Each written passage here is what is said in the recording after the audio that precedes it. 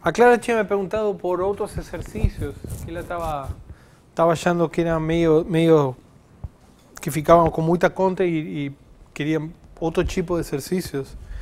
Tem o livro de Spivak, né, que deve ter exercícios tem uma parte de superfícies bem dura, né, bem completa, o livro de Spivak, bem legal. E aí tem exercícios. É o mesmo livro que a gente usou no período passado, só que outro volume. Não sei qual volume, tem que ver.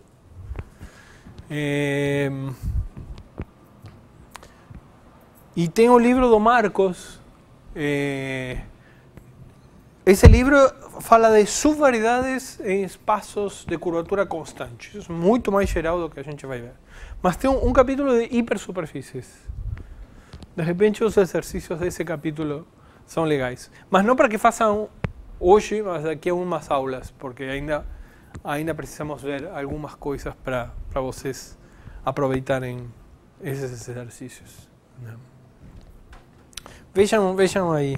O Marcos está escrevendo uma segunda versão desse livro, de repente também na última versão tem exercícios de hipersuperfície, mas não vi ainda o livro. Muito bem, então o que nós vimos até agora, né? Então nós pegamos uma superfície em R3 ou uma hipersuperfície em Rn mais 1. E a grande sacada, tem duas coisas importantes pelas quais a gente considera hipersuperfícies em Rn mais 1. A primeira é elementar, né? Aqui nós sabemos o que quer dizer que as funções sejam diferenciáveis. Então não precisamos do conceito de variedades diferenciáveis de nenhuma forma, né? Então nesse sentido elementar, e esse sentido a parte meio chata para vocês, né?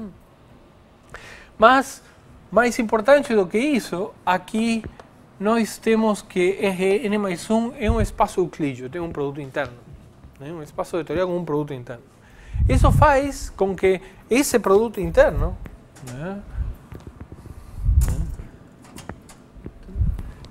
o produto interno faz com que agora M possua um produto interno em cada espaço tangente, uma métrica riemanniana.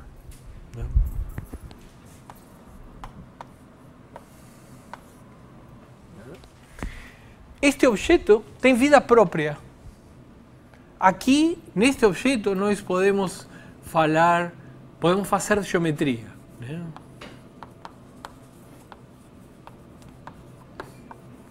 Ao ter um produto interno, temos uma noção de ângulo, temos uma noção de comprimento de curvas, em particular temos uma noção de distância, e aí começam todos os objetos geométricos a vir, área, volume, né?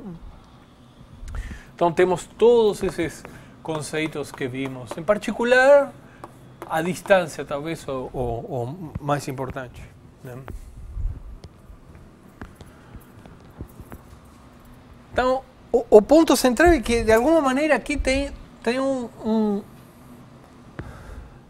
limite, né?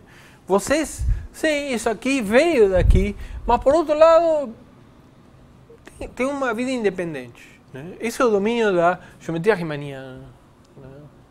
Variedades cométricas. Mas o fato de vir de Rn mais 1 faz com que as contas sejam mais simples e a coisa seja mais amigável. Mas tem outro ganho que a gente tem, e talvez mais importante do que isto, porque isto a gente pode construir, como vimos no curso passado, a gente pode construir independente dele ser uma subvariedade de Rn, né? Por ser uma hipersuperfície de Rn, a gente tem a aplicação de Gauss, ¿sí?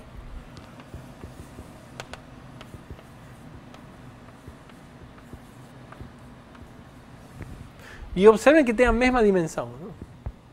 Uma aplicação diferenciável. Podem colocar orientável aqui para ter uma normal definida globalmente, ou podem pensar localmente, né? Para muitas coisas que nós vamos fazer basta localmente, né? Vamos ver um exemplo disso daqui a pouquinho. Então, essa aqui é a aplicação de Gauss.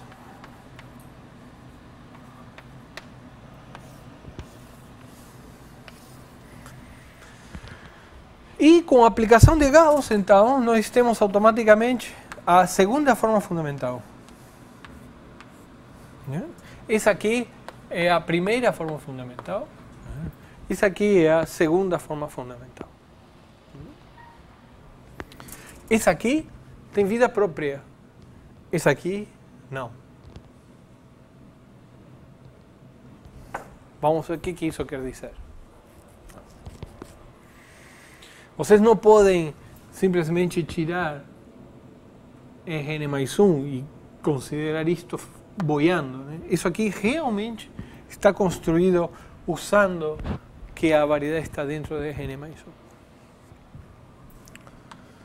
Muito bem, então é a segunda forma fundamental, que eu vou abreviar assim. E lembrem como era que a gente via geometricamente, né? Pegamos nossa variedade, nossa hipersuperfície, né?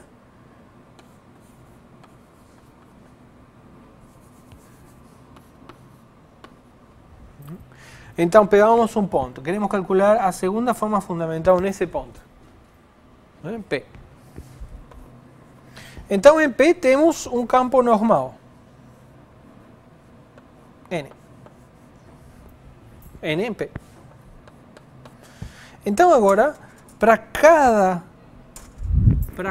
vetor tangente,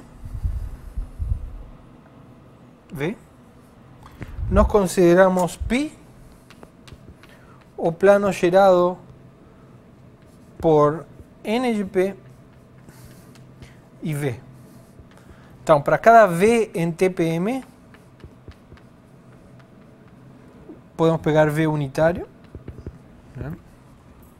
Consideramos π esse plano, né? O plano, claro, depende de V. ¿Sí? E contém, por construção, o vetor normal AP. Então, quando em particular é transversal a variedade em P, e quando eu faço isto, localmente, pelo menos, ao redor de P, isso é uma curva.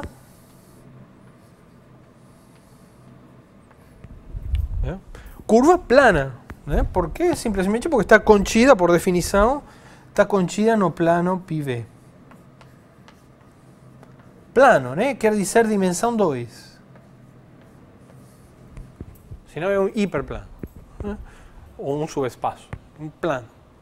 Então temos uma curva plana dentro de πV. ¿Sí?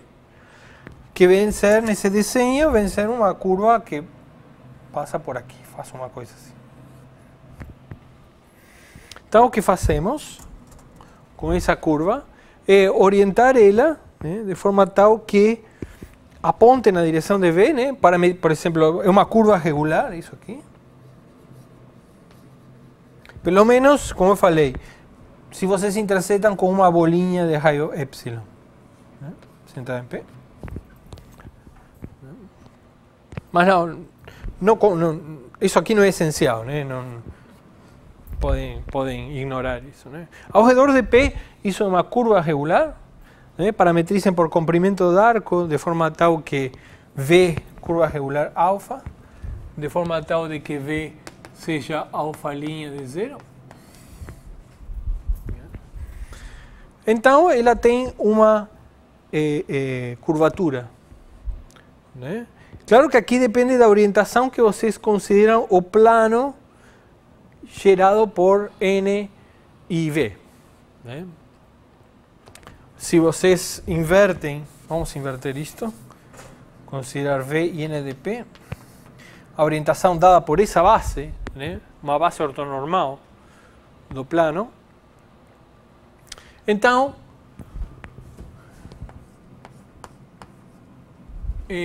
a curvatura, né?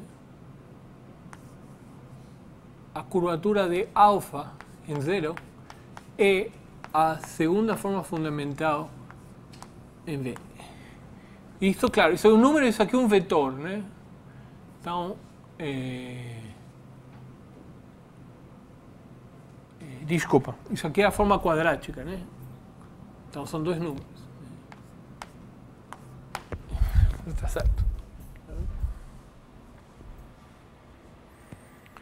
Certo? Isso que vimos na aula passada. Isso é simplesmente porque, como é uma curva plana, a curvatura e a curvatura normal coincidem. E tínhamos visto que sempre, para qualquer curva contida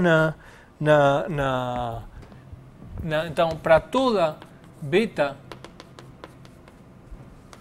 contida em M, beta linha de 0 é V, claro que isso quer dizer que beta de 0 é P, então a curvatura normal de beta em 0 é a segunda forma fundamental em V. Bom, o que acontece é que aqui deixa eu colocar aqui alfa, curvatura de alfa. No caso em que a curva é plana, né, só tem a curvatura normal, né, não tem parte tangente. Sim? Certo? No caso aqui, a curvatura normal é negativa, né? Aponta para lá. Quanto mais curva essa subvariedade, maior é a curvatura dessa curva, mais longo é o vetor curvatura dela, que é a normal da curva vezes a curvatura. A derivada segunda, isso aqui é maior quanto mais curva é a subvariedade. Certo? Então, e o que vimos, então, proposição, observação importante, é que agora o que a gente faz é observar que observamos quando construímos, né? E que a segunda forma fundamental, ou seja, também isso aqui, é autoadjunto.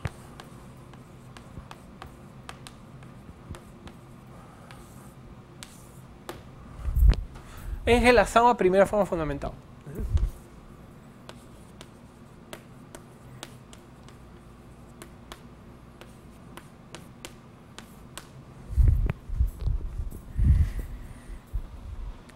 Isso que nós chamamos também de segunda forma fundamental. E é um operador, então, só para reforçar, né?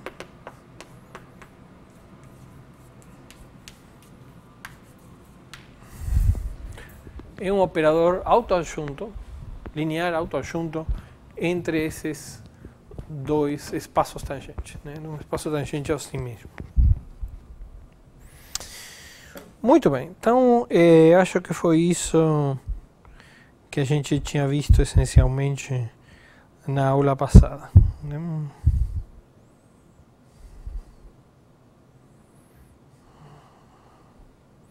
Então, exemplos.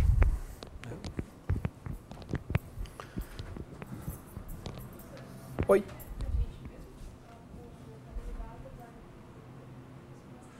Sim, lembra, vamos fazer isso de novo, porque né? Então, a aplicação N vai da hipersuperfície na esfera, sim? Então, em particular, a diferencial de N em P vai, claro, do tangente a M em P no tangente à esfera na imagem da N. Sim? Sim, formalmente, a diferencial sempre vai entre esses espaços. Mas o que é isto? Isto é a esfera dentro de Rn mais 1. Então, observando isto como um hiperplano em Rn mais 1, estes são simplesmente os vetores ortogonais ao vetor posição. O que é a esfera? São conjunto dos x em Rn mais 1, tal que a norma de x é 1, ou a norma quadrada de x é 1. Se vocês derivam esta equação, vocês obtêm qual é o espaço tangente. Né? Derivando essa equação, peguem um x em Sn, ou sim, um x em Sn. Então, quem é Tx-Sn? Bom, eu peguei uma curva que passe por x com velocidade v. Então, o que vocês sabem é que a norma de, chamem de alfa essa curva, a norma de alfa é 1, porque alfa está na esfera. Então, derivem isso aqui. O que fica? A derivada disto é alfa, alfa'. Como é constante 1, esta é a função nula. Então, toda derivada é ortogonal a vetor posição. Isto em zero, o que quer dizer? Quer dizer alfa de 0, alfa' de 0 igual a 0. Alfa de 0 é o x, né? Então, x, e esse é qualquer vetor tangente. Então, a equação do espaço tangente são justamente os vetores ortogonais a x.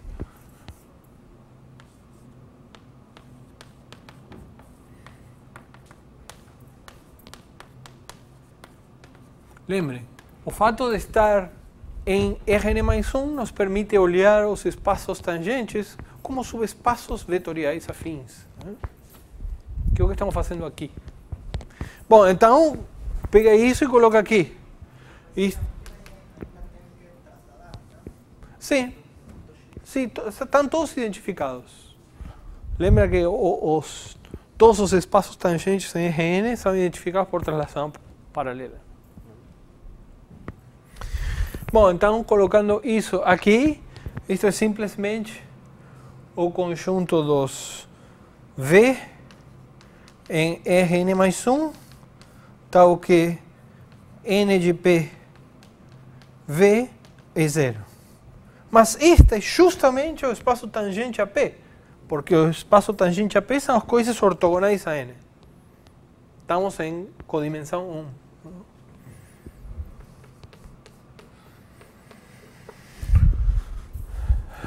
Certo? Então, é por isso que vira um endomorfismo. Mais uma vez, estamos considerando isso como subespaço dentro do Rn mais 1. Certo? Então foi isso a conta que nós fizemos. Muito bem. Então, já que fiz, por isso que eu fiz isso, né? Então, quem é a segunda forma fundamental da esfera?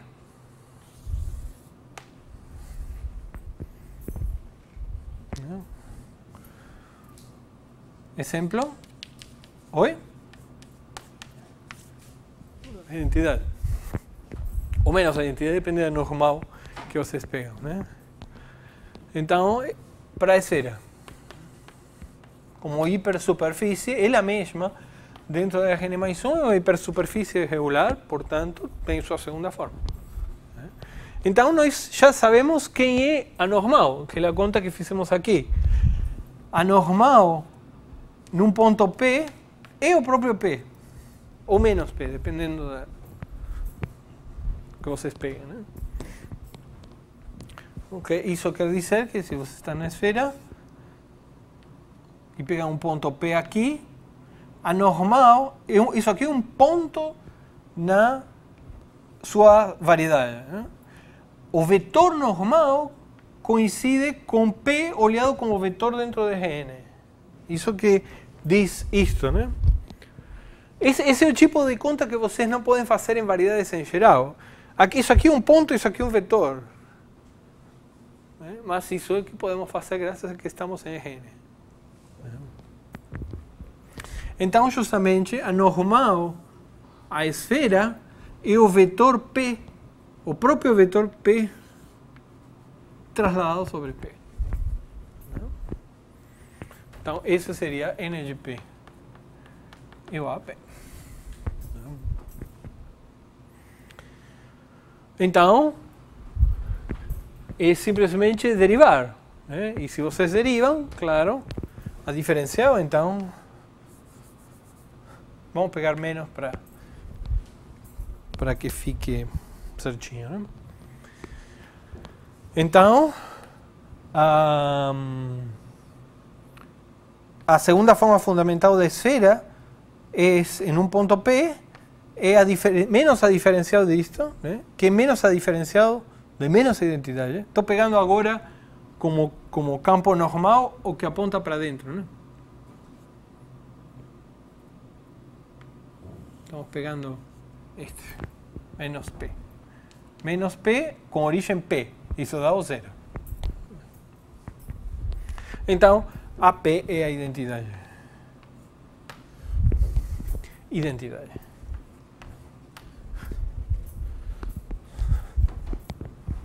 Certo? Em particular, a segunda forma fundamental vista como forma quadrática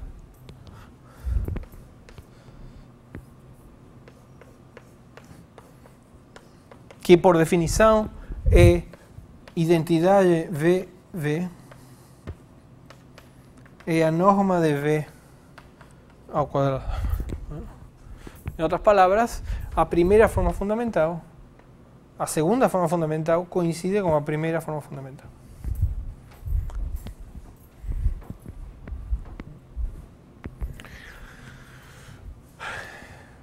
E o que acontece se colocamos um eje aí? A esfera de raio eje. Então,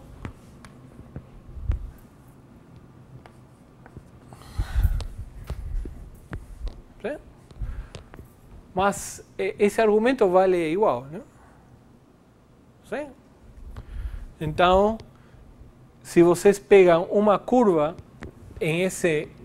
na esfera de raio eje, isso aqui tem que ter norma constante eje, a derivada continua sendo zero, isto continua valendo. Né? Então, isso vale. Sim? Mesma coisa. Né? Sim? E quem é normal, então? Isso. Tem que dividir por eje, né? Porque esse x tem norma eje. Então, aqui seria isto. Certo? Então, sim. Aqui é 1 sobre R, então.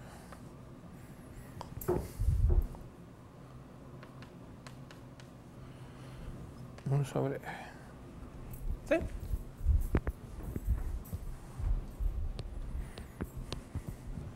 Ok?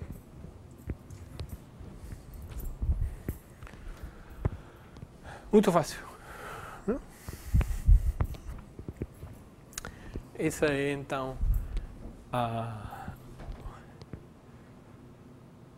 observem que, à medida que o raio da esfera vai sendo cada vez menor, a segunda forma vai explodindo, né? Vai estourando. Isso está medindo que a curvatura está estourando. Quanto menor uma esferinha, mais curvatura ela tem. Né? Mas o que quer dizer curvatura? Bom, vocês podem pensar curvatura assim, né?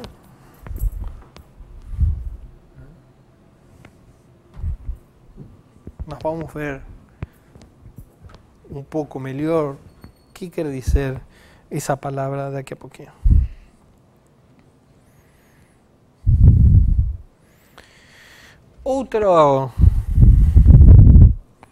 Outro exemplo.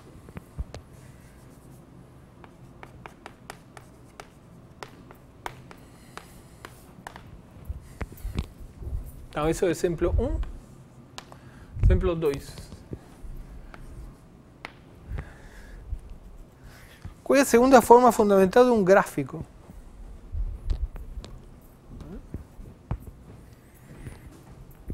Observen que a segunda forma fundamental é um objeto local. É a diferencial de uma função. Né? Então, é um objeto local. E toda hipersuperfície é um gráfico. Então, posso calcular segundo a forma fundamental de gráficos, que eu vou estar calculando a forma fundamental de qualquer coisa, desde que eu bote aquela qualquer coisa como um gráfico. Que nós sabemos que todas são localmente gráficos, são mergulhados.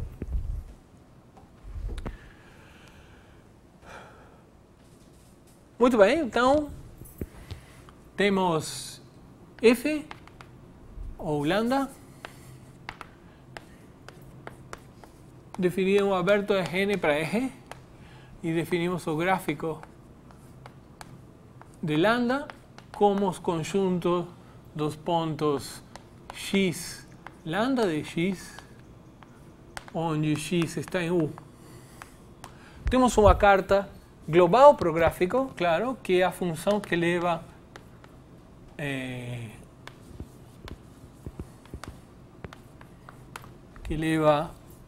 x em x lambda de x. Claro. E quem é a normal? Bom, para calcular a normal, a gente calcula, por definição, a normal é ortogonal ao tangente. Então tem que calcular o tangente. Sim? Ah, bom, vamos ficar de acordo no seguinte. O troço é um gráfico, né? Então, eu posso trasladar para a origem e posso colocar o plano tangente. Então, pegue um ponto, né, no gráfico. Então, a gente traslada esse ponto para a origem, é uma isometria do espaço-ambiente, e faz uma rotação de forma tal de que o plano tangente coincida com o plano z igual a zero.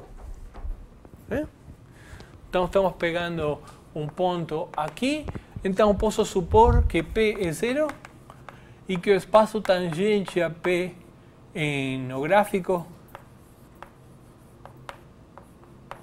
é o plano z igual a zero. Sim?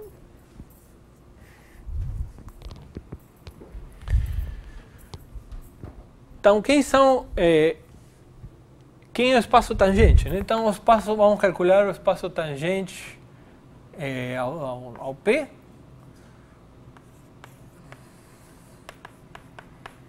Vou supor também que φ, então, que φ de zero é zero.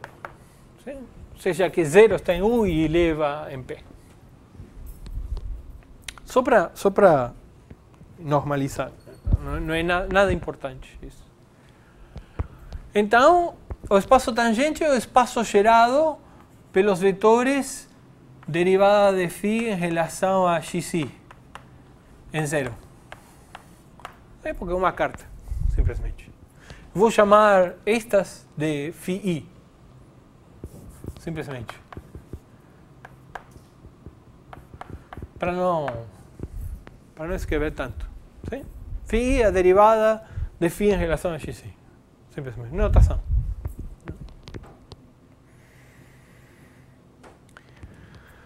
Mas quem é φi? Φi de zero é a derivada desta função em relação a xi. Sim? Isso é o vetor EI aqui e depois a derivada parcial de lambda.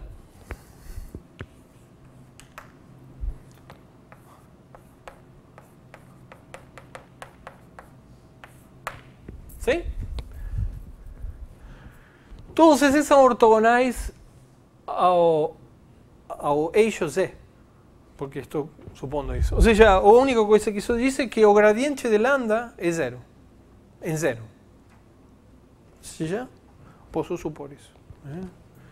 Então, posso supor que o gradiente de lambda, isso aqui é uma notação para gradiente de lambda em zero, é zero. Isso é só dizer isto.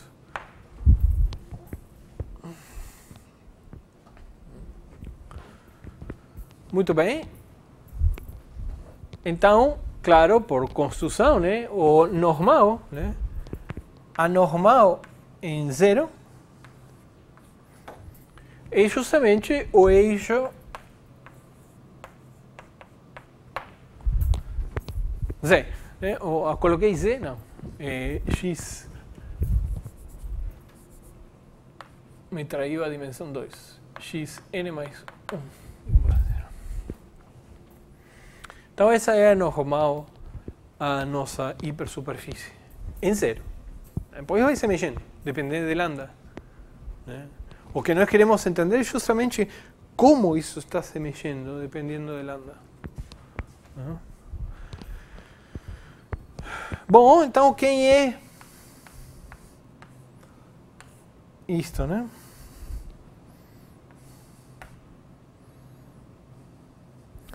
Então eu tenho que colocar aqui, vou pegar a forma bilinear agora. Tenho que pegar aqui campos tangentes. Bom, mas temos uma base aqui de campos tangentes. Sim? Φ I, Φ J. Sim? O que é isto? Bom, isto por definição é menos a diferencial de N em P. Deixa eu pegar a outra normal. Normal, temos duas, né? Então eu vou pegar a outra, só para sumir com esse... Não, assim. Então, isso por definição era a diferencial de NP em φ I, φ J. Certo? Em zero.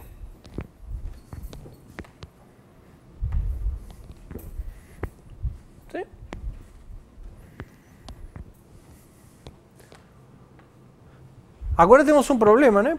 Porque temos que calcular a diferencial desta função, da normal, que não calculamos na verdade. Só calculamos num ponto e simplesmente por como a gente escolheu as coisas. Mas vamos fazer uma coisa mais esperta, né? O que é isto, né? Isto é a mesma coisa que o seguinte, menos...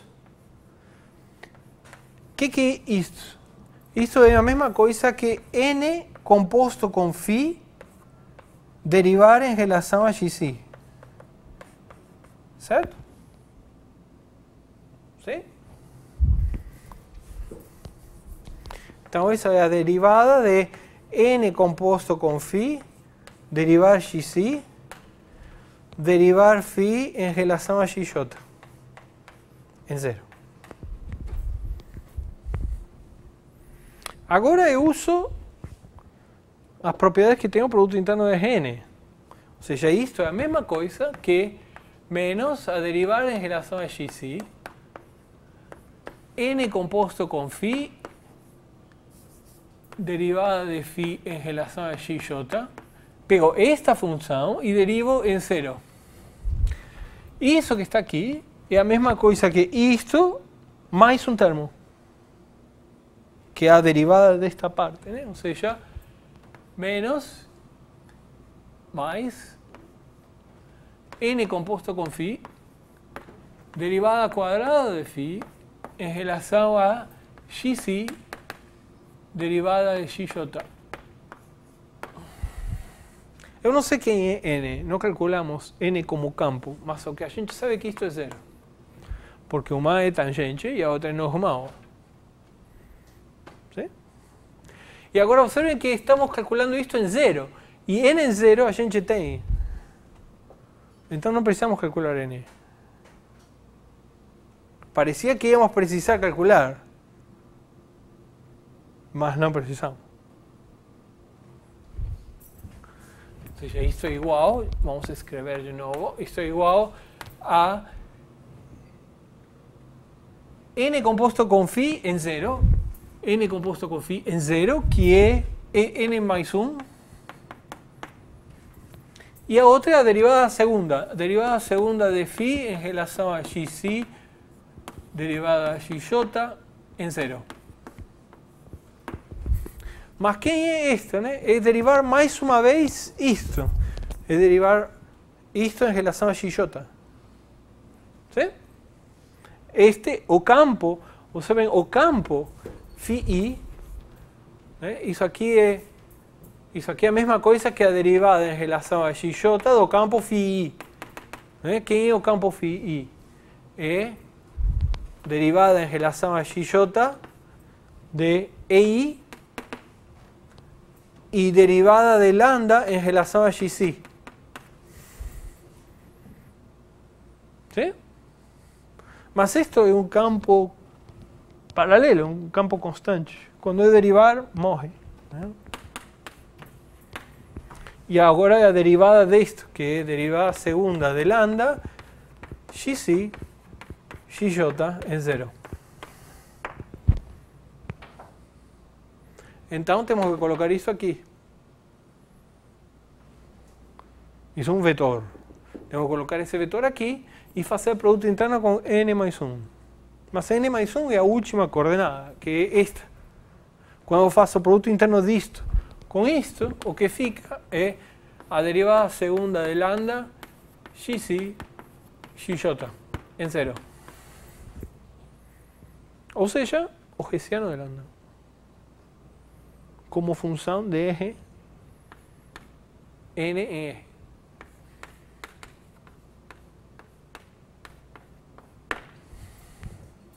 Saímos daqui e chegamos aqui.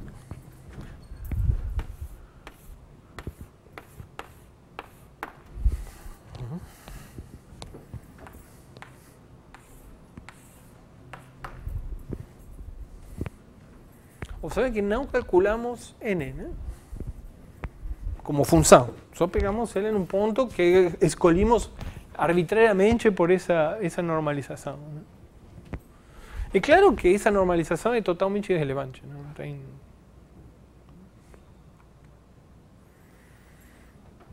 Claro que vocês poderiam ter feito o contrário. Poderiam ter calculado n, que não é difícil, né? Porque observen que como φi é assim, quem é n? Né?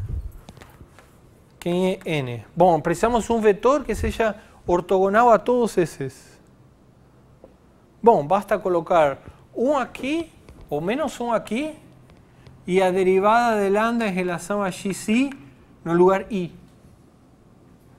Mas a derivada de lambda em relação a xc no lugar i é o gradiente de lambda. Ou seja, n é gradiente de lambda menos 1. Este vetor, este campo, é ortogonal a todos os campos φi. Em todos os pontos, fora do zero também. ¿Sí? Só que este não é unitário. Temos que derivar pela raiz quadrada de 1 mais norma de gradiente de lambda ao quadrado. Agora sim, é um campo unitário.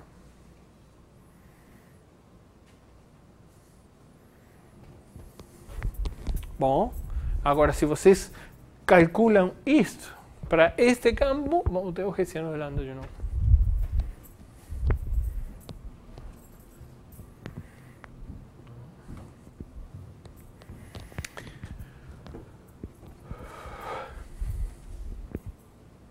Certo? Uma coisa, quando você calcula a diferencial, parece que vai dar outra coisa, né? Porque parece que ficam gradientes de lambda. Só que o gradiente de lambda é zero, né? Em zero. Então isso cancela. Isso não aparece na conta final. Mas esta é uma maneira mais esperta, né? Não precisa fazer nenhuma conta estranha.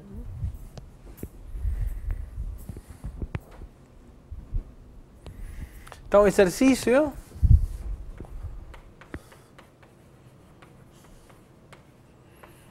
Peguem uma superfície de revolução meio achatada. Por exemplo, peguem a função y igual a x quarta. Isso aqui é uma curva assim.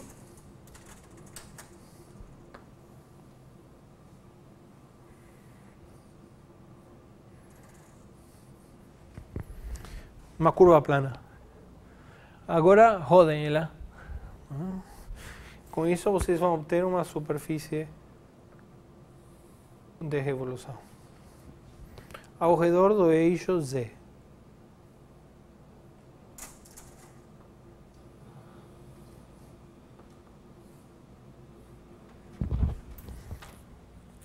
Bom, calculem a segunda forma fundamental aqui. Calcular ou provar, né?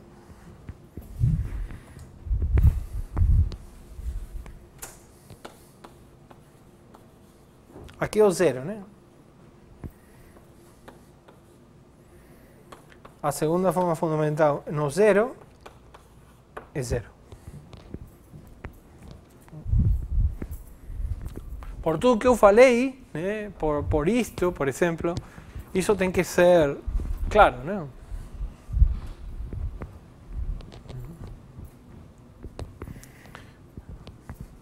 A ver se tentem provar com a menor quantidade possível de letrinhas, né?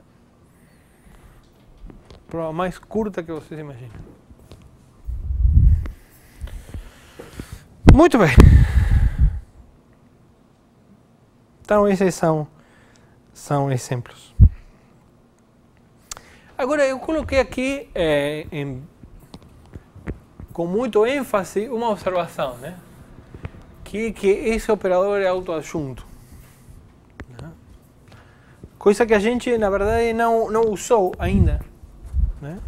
Mas, o que acontece? Operadores autoadjuntos são os operadores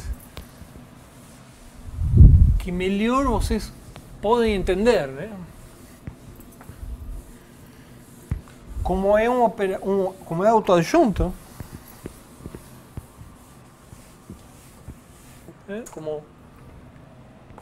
então, como a segunda forma fundamental num ponto é autoadjunta,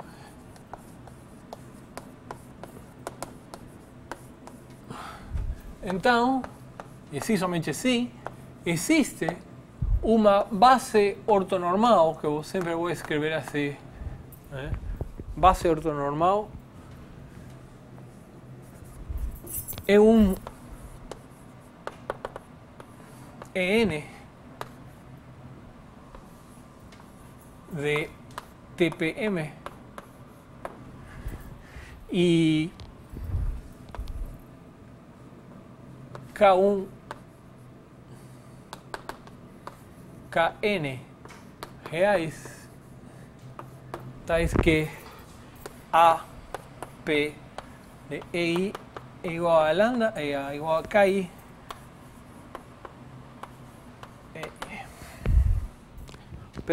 Todo operador autoadjunto se diagonaliza numa base ortonormal. E se somente sim. Mas a base pode não ser única, porque vocês podem ter multiplicidade nesses autovalores, né? Mas os autoespaços sim são únicos. Sim? Ou seja, o núcleo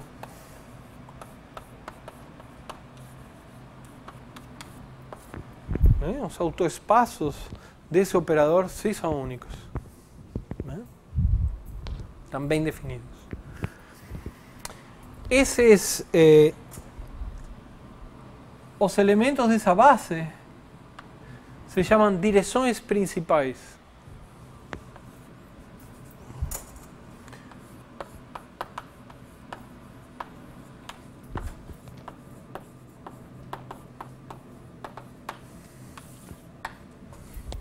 E os autovalores se chamam curvaturas principais.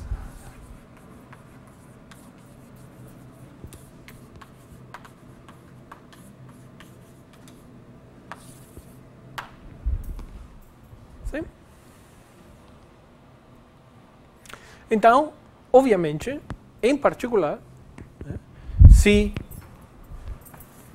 a gente escreve, vê um elemento em TPM, a gente pega qualquer V e escreve nessa base,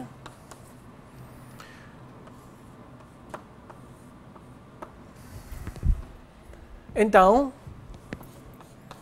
a segunda forma fundamental em V, como forma quadrática, né, é a soma de KI VI ao quadrado.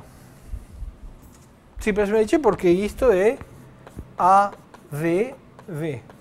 E decompondo V assim, né, fica isto. ¿Sí? En particular,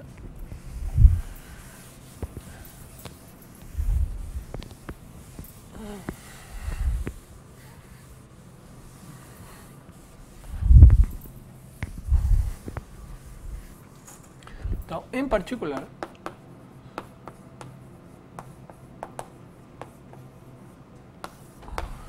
quando a dimensão é 2, ou seja, uma superfície, né? Superfície em R3, aí a gente tem que qualquer vetor, se V está em TPS, né?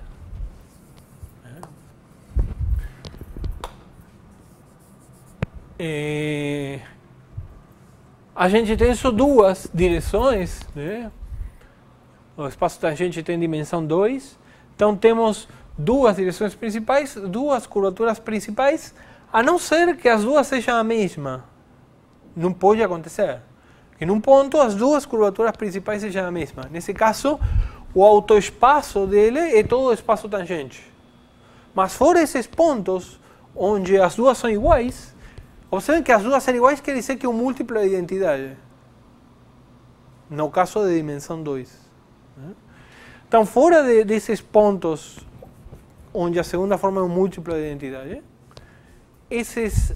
temos exatamente duas direções principais e duas curvaturas principais. ¿Sí? Podemos escrever então V como uma soma, como V unitário, vamos pegar um V unitário, escrevemos então V como cosseno de θ é 1 mais seno de θ é 2.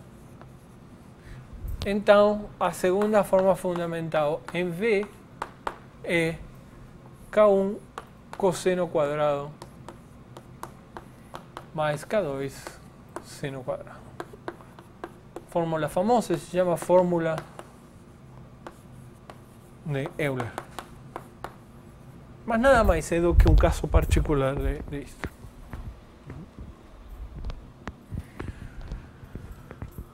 Mas então, nesse caso, então, se a segunda forma fundamental não é um múltiplo de identidade, não é um múltiplo da primeira forma fundamental, então existem exatamente duas curvaturas principais e duas direções principais. Claro que as direções principais estão bem determinadas a menos um sinal, né?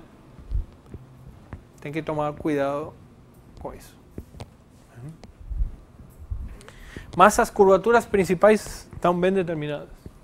Em geral, se pega ordenados, né? Em geral, para evitar o problema da unicidade, se pega K1 menor ou igual Kn. ¿Sí?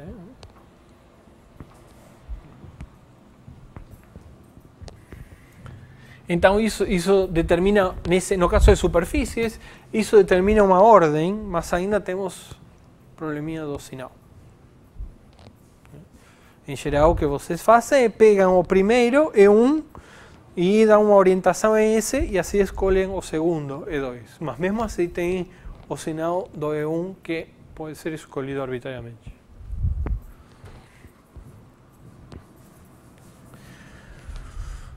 Muito, este caso é particularmente interessante, o caso de dimensão 2, e isso que justifica a existência do livro, né, e da teoria. Né?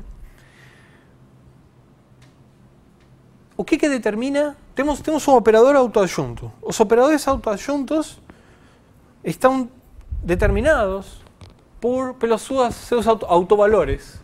A menos a base ortonormal, onde vocês estão expressando ele. Mas a menos uma mudança de bases, a informação está nos autovalores.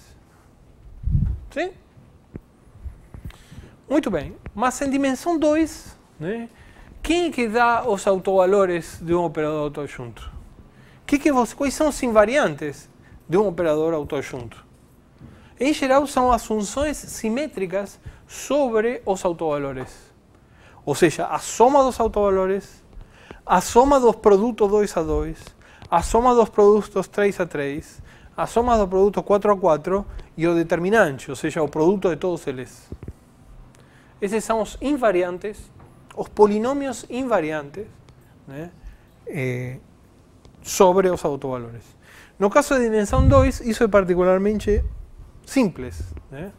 Temos então duas possibilidades só: o determinante e o traço.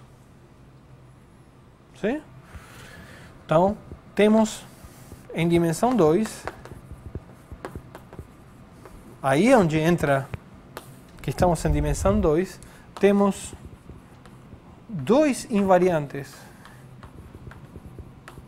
Invariantes no sentido de não depender da base ortonormal, né?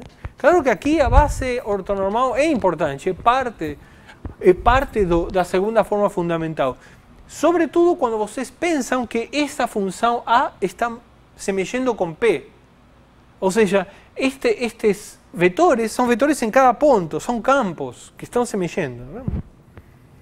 Então, são importantes. Porém, se vocês fixam um ponto, esquecem do restante, fixam um ponto, não interessa a base. O que interessa realmente são os invariantes com operador autoadjunto, que aqui temos unicamente dois: o determinante e o traço.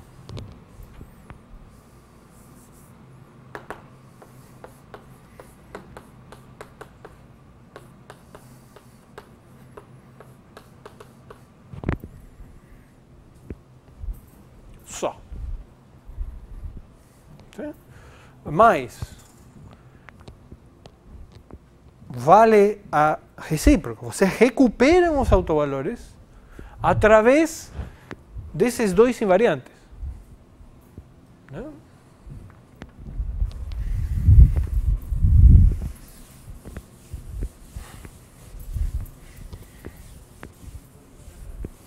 Oi? Isso. Lembram disso? Lembram do polinômio característico?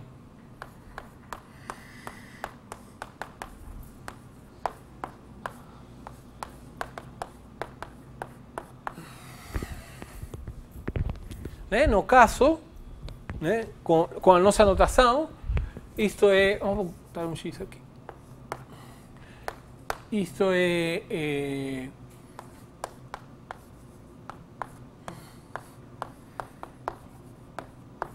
porque é autoadjunto, ele se diagonaliza, não? Agora observem que isto, né? Isto é x quadrado menos k1 mais k2x mais k1, k2. Esse é o determinante e esse é o traço. ¿Sí? Ou seja, isto é x quadrado, sempre é mônico, o polinômio característico, né? Menos o traço de a x mais o determinante de a.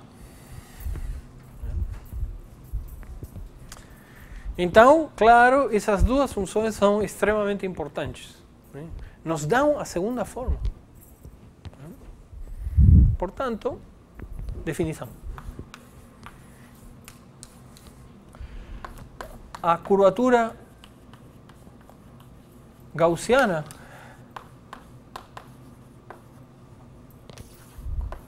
de S em P é K de P o determinante de A em P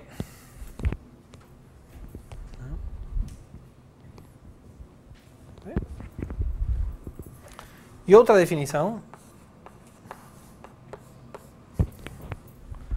A curvatura média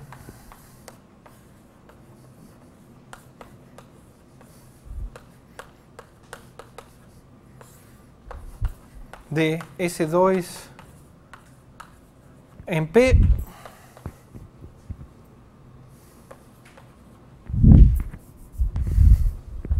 é HP igual ao traço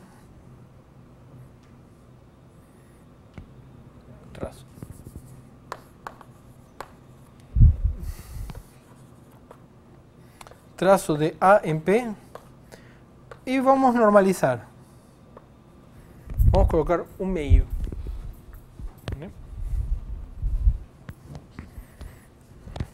Agora, vocês vão ver por quê.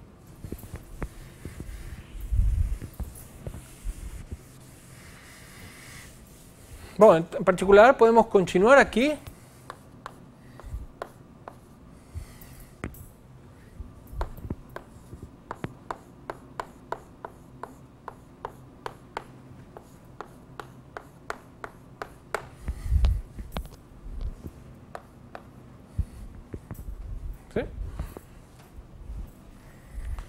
Observen que essa definição eu coloquei grandona, né?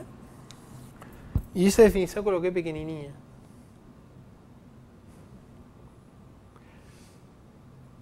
A natureza dessas duas curvaturas é totalmente diferente. Não dá para ver por quê. Mas vamos ver daqui a pouquinho, em poucas aulas, por que essas duas curvaturas têm uma natureza totalmente diferente.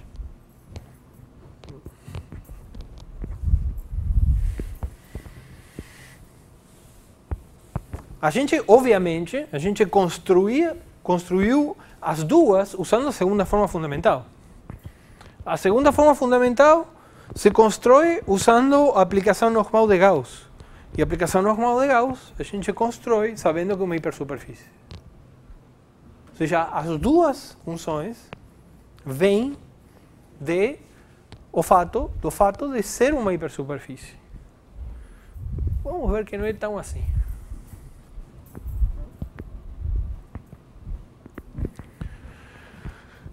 Bom, em particular daqui, vocês obtêm as duas raízes, claro, resolvendo a formulinha de segundo grau, né? Ou seja, KI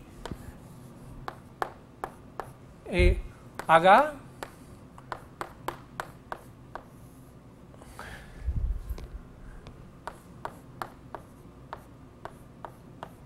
menos K.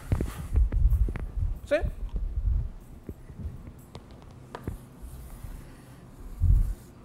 Eu falei que essas funções, né, eram únicas, né? Agora, elas são as raízes da segunda forma fundamental, né? As raízes do polinômio característico da segunda forma fundamental.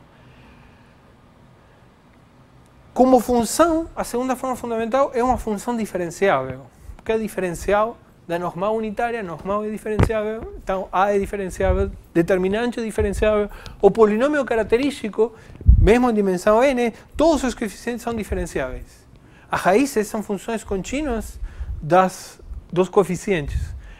As raízes, as curvaturas principais, são sempre funções contínuas. Isso é fácil.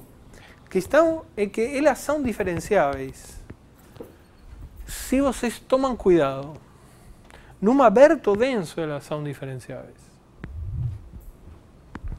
Olhem aqui. A função A é diferenciável, portanto, seu determinante é uma função diferenciável e seu traço é uma função diferenciável. Portanto, isso aqui é diferenciável, o problema é esta raiz. Fora do zero, ela é diferenciável.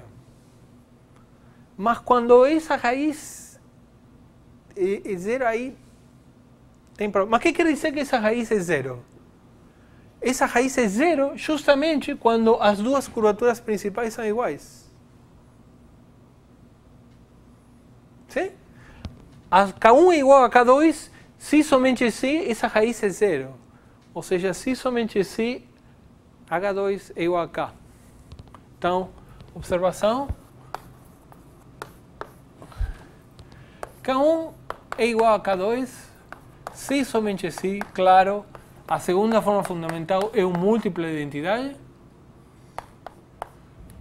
E se somente se, H2 é K.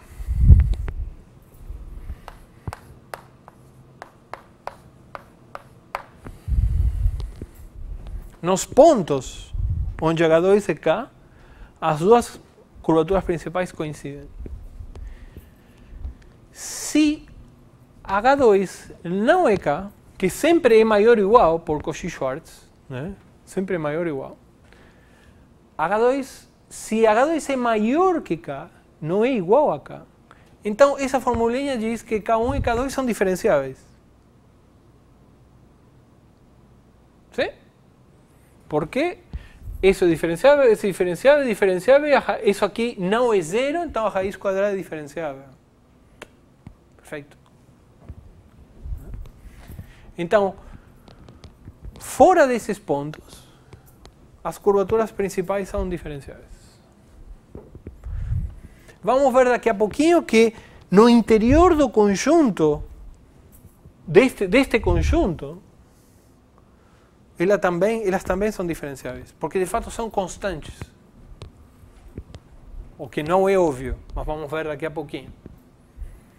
Então, elas são diferenciáveis fora do conjunto onde elas coincidem e no interior do conjunto onde elas coincidem. Mas no bordo, não. No bordo são contínuas.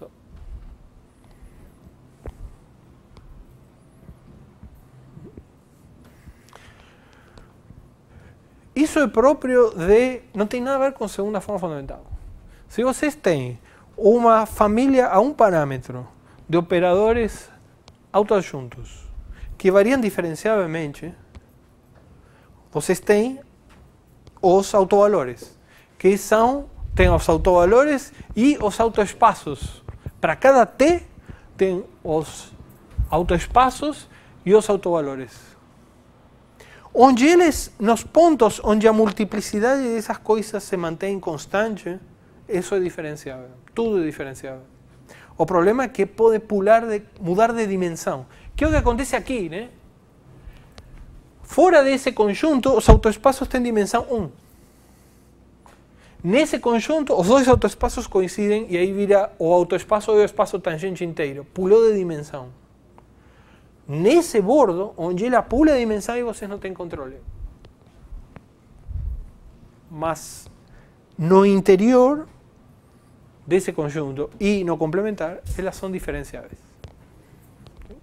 Isso não tem a ver com superfícies. Isso tem a ver com operadores autoadjuntos com raízes, né, de polinômios com coeficientes diferenciáveis.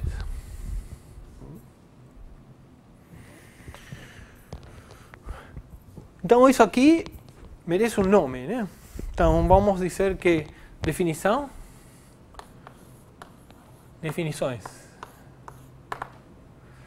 Peguem P em S2 dentro de R3.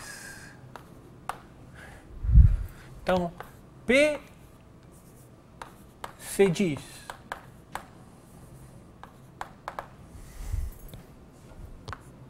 umbilico se isso. Ou se as duas curvaturas coincidem. São os pontos umbílicos.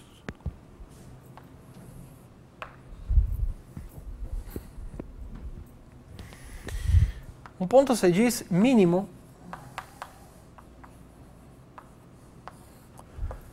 se a curvatura média é zero.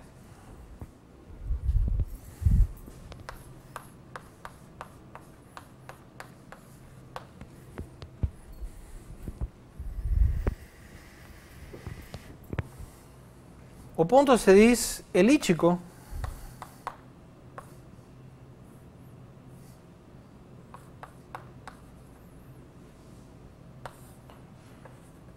se a curvatura gaussiana é maior ou igual a zero.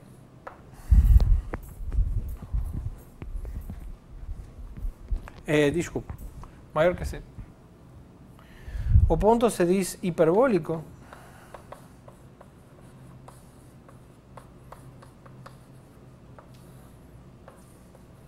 se a curvatura em P é menor que zero. O ponto se diz planar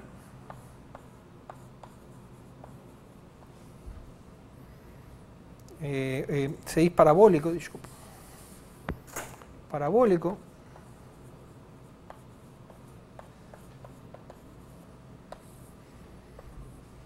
se a curvatura em P for igual a zero.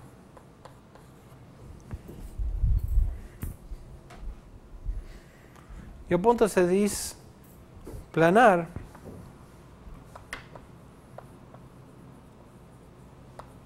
ou geodésico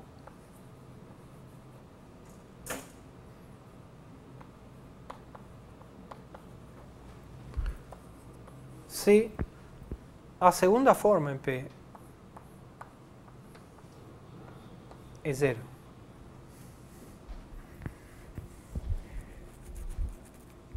Que isso quer dizer, isso equivale a dizer que tanto ele é parabólico quanto mínimo.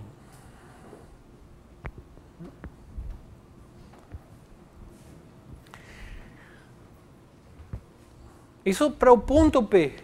Então P se diz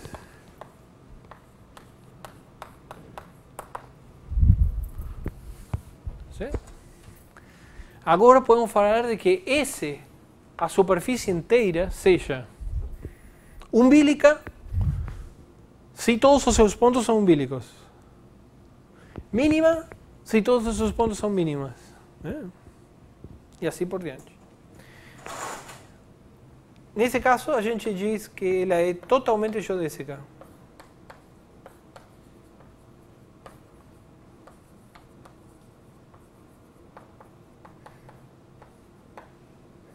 Às vezes vocês vão ver na literatura dizendo que um ponto é totalmente geodésico. A mesma coisa. Segunda forma se anula.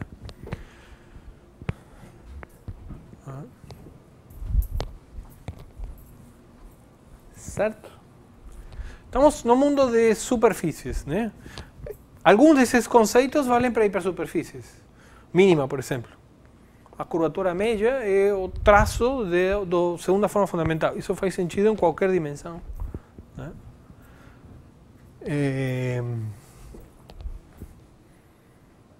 Mas, já estas não é claro o que são. Né? A gente não vai querer pegar o determinante em dimensão maior. Porque não tem pouca informação.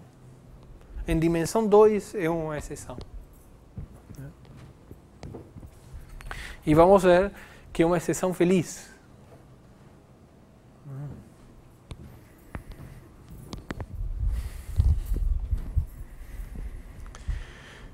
Por que os nomes? Observem que quer dizer que a curvatura é positiva, por exemplo. Bom, quer dizer que o produto das duas curvaturas principais é positivo.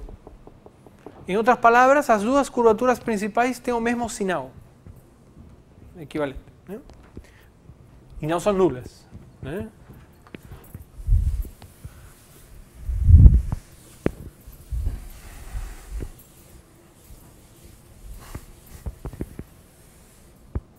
Então, se, por exemplo, se KdP é positivo, isso é equivalente a que K1 e K2 têm o mesmo sinal. E não são zero, né? E não se anulam. Mas eu apaguei aqui. Claro que se K1 e K2 têm o mesmo sinal, vamos supor que seja positivo, senão trocam normal. Então, se essas são positivas, isso é positivo para todo V. Sim? Ou seja que para toda curva que a gente pega a interseção com o plano, a curva se curva para o mesmo lado. Sim? Lembram desse desenho?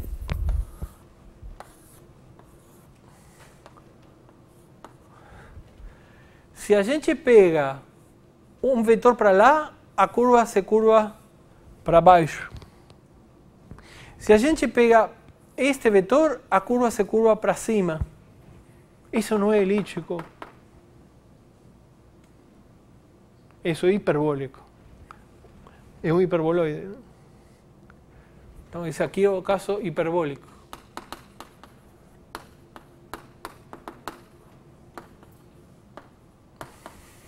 Elíptico, o que quer dizer?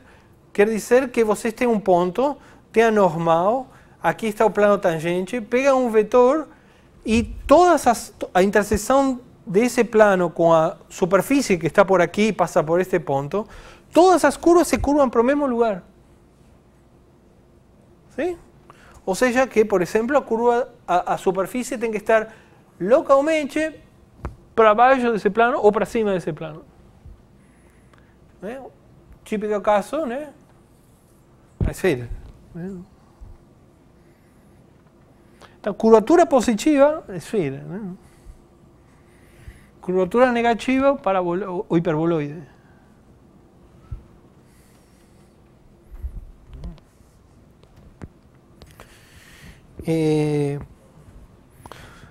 Outra maneira de ver, pensem como gráficos. Pensem como gráfico.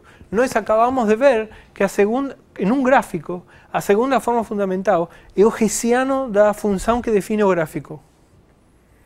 Se a segunda forma fundamental é positiva definida, por exemplo, que tem o mesmo sinal, positiva definida, isso quer dizer que o hessiano é positivo definido. Mas a função é uma função que se anula num ponto, o gradiente é nulo e o hessiano é positivo definido. Portanto, ela é convexa. Esse ponto é um ponto de mínimo local, estrito. Ou seja, que é um troço assim. Claro, depois ela pode... Claro, isso aqui é um troço local. ¿Sí?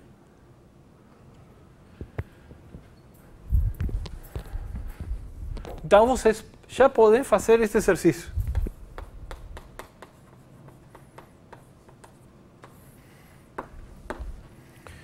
Provar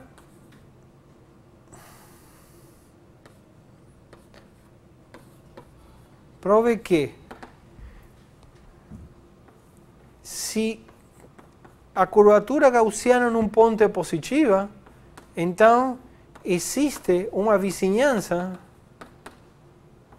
de P, uma vizinhança U de P, tal que U se encontra contido dentro do semiespaço determinado, por um dos dois semiespaços determinado pelo plano tangente. Ou seja, U está contido dentro de R3 menos o espaço tangente a P. Isso aqui tem duas componentes conexas. ¿Sí? Claro que isso não faz sentido porque P está aqui. Mas se vocês tiram P, é verdade.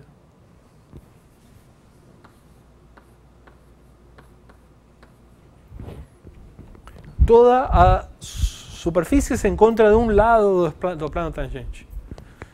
E se a curvatura é menor que zero, então não existe essa vizinhança.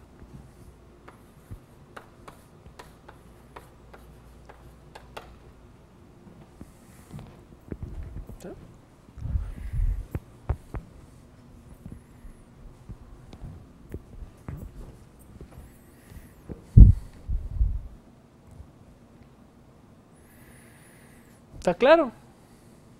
¿No?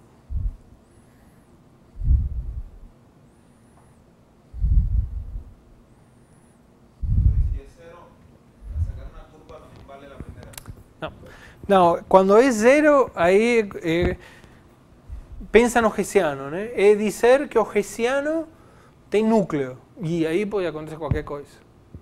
Por exemplo, aquele caso, né? Aquela superfície de revolução que eu coloquei, y igual a x quarta, tem um zero de ordem 4. Então, aí a segunda forma fundamental é zero, mas ela está toda de um lado do espaço tangente. Mas você pode encontrar com coisas parecidas, por exemplo, pega esta, pega um troço assim, né? Não, isso não é um bom exemplo porque não é mergulhado. Enfim, pensa num polinômio que você pode definir uma quártica, em vez de uma quádrica, com a mesma propriedade, com curvatura negativa, com curvatura zero, mas que ela é hiperbólica no sentido este. Que não existe essa vizinhança. Pode existir ou não. Você não tem controle. Pelo mesmo motivo que você não sabe se um ponto crítico degenerado, ou seja, que a derivada segunda é zero, e você não sabe se o mínimo, o máximo, pode não ser nada. Pode.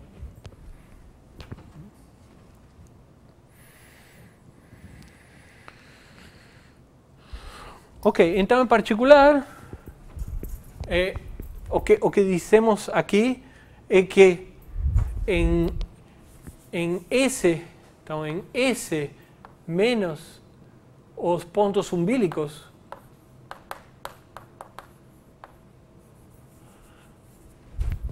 K1 e K2 são diferenciáveis.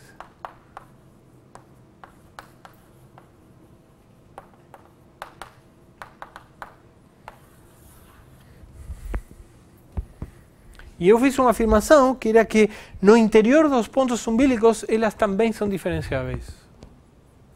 Mas isso não é óbvio, né?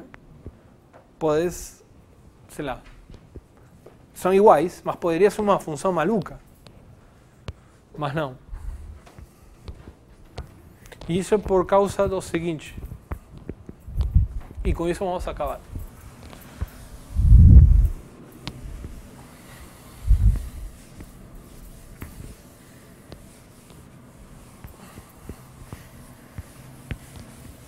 Então, o interior do conjunto dos pontos umbílicos é o interior de alguém. Então, o interior de S está é uma superfície. Ele mesmo é uma superfície. É um aberto de S, portanto, ele é uma superfície. Muito bem. Todos os pontos dessa superfície são compostos de pontos umbílicos. É uma superfície umbílica. Sim? De novo, peguem os pontos umbílicos de S, peguem o interior desse conjunto. É um aberto de S e todos os seus pontos são umbílicos, por definição. Sim? Vamos estudar essa superfície. Proposição. Seja S R3 conexa e umbílica.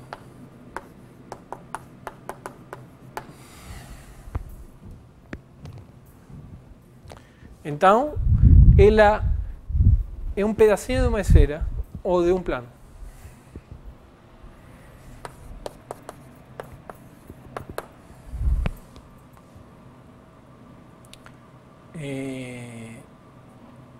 Esse é um aberto de uma esfera de algum raio centrado em algum lugar ou um plano.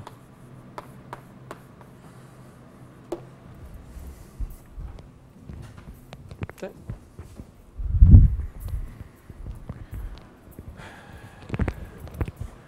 E vejam que demonstração boba. pegue uma normal, pegue um ponto. Então, o que vamos provar é que o conjunto dos pontos que está contidos dentro de uma esfera fixa ou de um plano fixo é aberto. Mas esse conjunto é obviamente fechado. Se você tem uma sequência de pontos em S é conexa. Se tem uma sequência de pontos em S contidos numa esfera, o limite também vai estar contido na mesma esfera. Mesmo no plano, porque são superfícies fechadas, tanto a esfera como o plano. Então vamos provar que é aberto. Então, como é fechado, ela tem que ser toda. Então, pegue um ponto e vamos mostrar que existe uma vizinhança do ponto que está contido numa esfera ou num plano. E aí acabou. ¿Sí? Então, pegam P em S, pegam uma normal, aplicação de Gauss numa vizinhança, né? N, normal, aplicação de Gauss numa vizinhança. Não interessa qual das duas, tanto faz, não interessa o tamanho da vizinhança.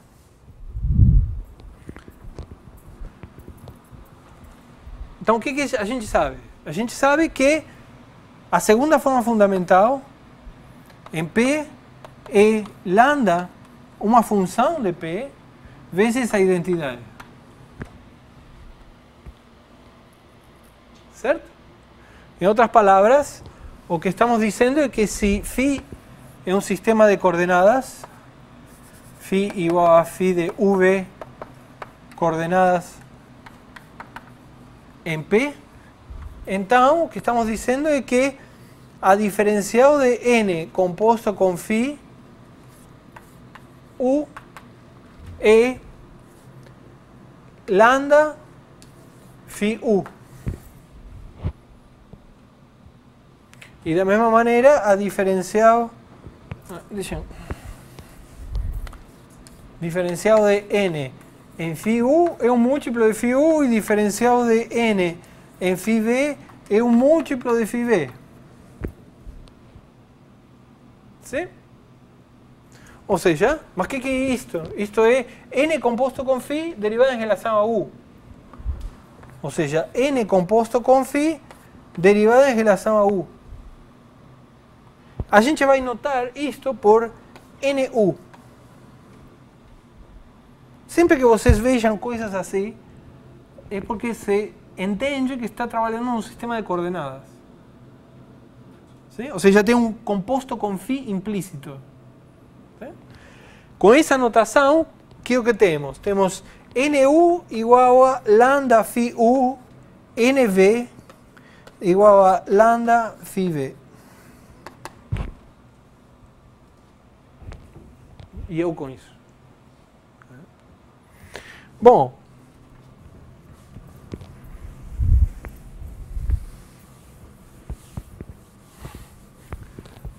derivem.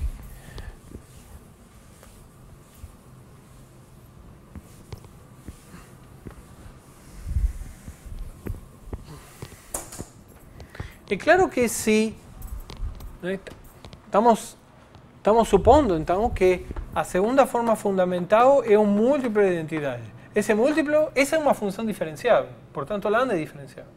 Eu posso derivar aqui. Então, o que vamos fazer vai ser derivar esta em relação a v e esta em relação a u. Então, o que obtemos? Obtemos NUV igual a quê?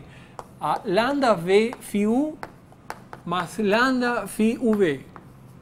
Da mesma maneira, NVU é lambda u φ v mais lambda φ vu. ¿Sí? Mas é tudo C2, pelo menos, é infinito. Subtraiam essas duas equações. Isto é igual a isto, e esta é igual a esta. ¿Sí? Se você subtrai, que fica? Fica 0 é lambda v φ u menos lambda u φ v. ¿Sí? Mas φ u e φ v são uma base do espaço tangente. Isso quer dizer que lambda u e lambda v são zero.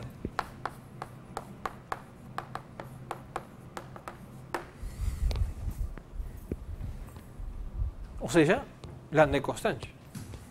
Lambda é um número, não é uma função.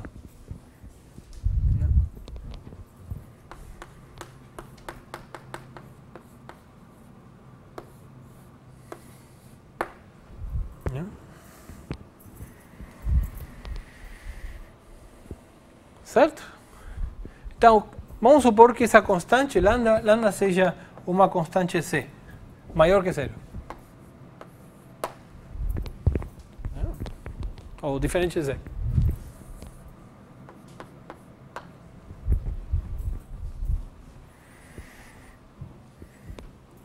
Então, observem isso. Peguem essa função g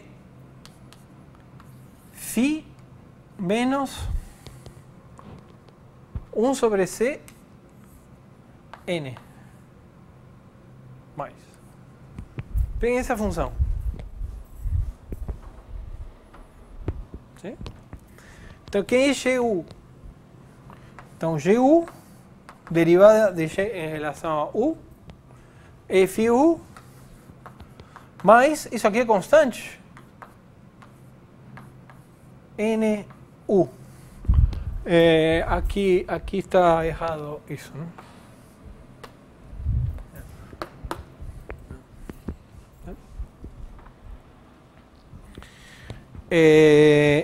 Mas φU é menos, o lambda é o C. Então isso aqui é φU menos C sobre C NU. φU. ¿Sí? Ou seja, é zero. ¿Sí? ¿Sí? Observen que é muito importante probar primeiro que lambda é constante. Se não, apareceriam derivadas disso aqui. Da mesma maneira, GV é zero. Ou seja, esta função é constante. ¿Sí? Ou seja, isto é constante, um P0. Bom, observem o que ficou, né? Aqui tem um φ implícito, lembrem, né?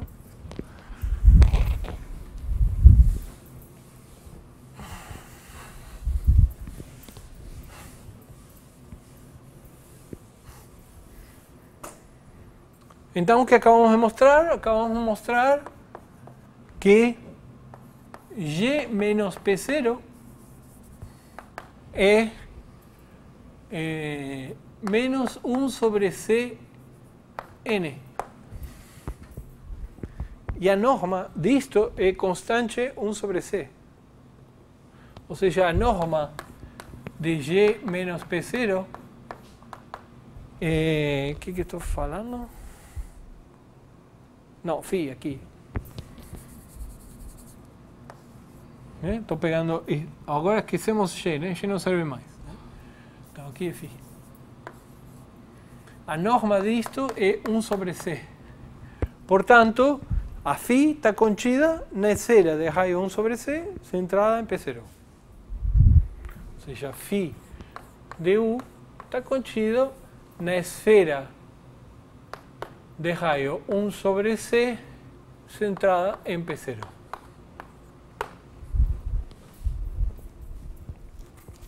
¿Sí? Si C é zero, se lambda é ainda mais fácil, né? Porque isso diz que N é constante. ¿Sí? Isto implica que N é constante. Constante é um vetor V0, por exemplo. Então, se vocês agora fazem φ V0, tem essa função, e derivam essa função em relação a U ou V,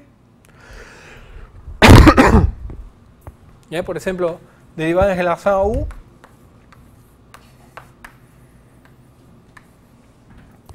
fica isto, mas isto é normal a φ. Esta é a normal. Isto é tangente, isto é normal, isto é zero. Ou seja, que φ V0 é constante. Em outras palavras, φ de U está contida no plano ortogonal a V0 com essa altura constante.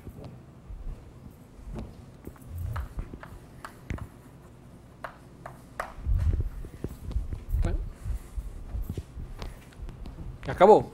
Então, o que acabamos de mostrar é que se pegamos um ponto e a curvatura, as curvaturas principais são não nulas, são iguais e não nulas nesse ponto, uma vizinhança vai estar dentro de uma esfera.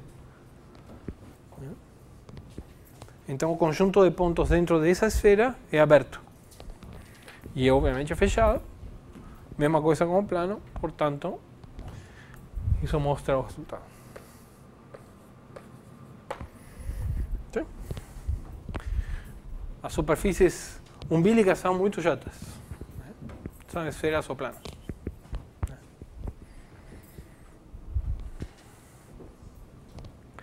O que usamos de dimensão 2 aqui? Nada. Isso vale para qualquer hipersuperfície. É a mesma prova. Se é um múltiplo de identidade, a segunda forma, esse múltiplo é constante e a sua variedade está dentro de uma esfera ou um hiperplano. São as subvariedades umbilicas de Rn mais 1. Esferas e hiperplanos.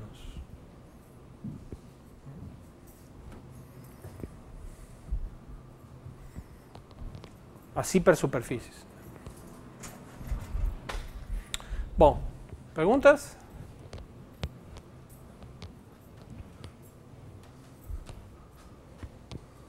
Bom, e aquilo mostra aquilo que eu tinha falado, né?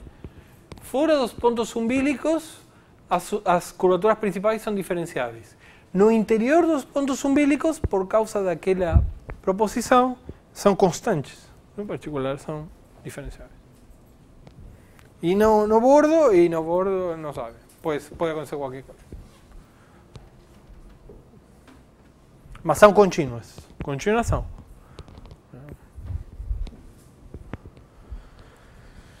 Certo? Uma pergunta? Não? Bom, então continuamos na quinta.